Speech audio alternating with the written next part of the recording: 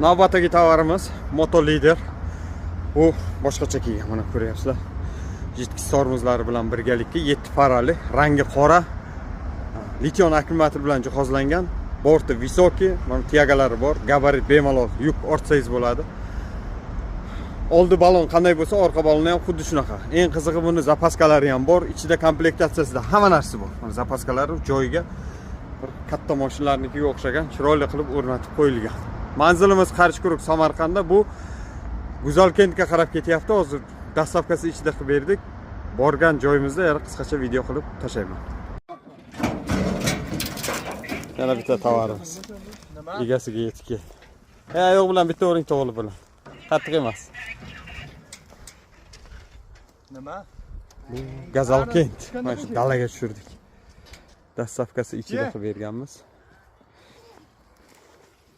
Narxi 13.300 dastavka ichida summasi. Shu hisob. Shuni tushirdik.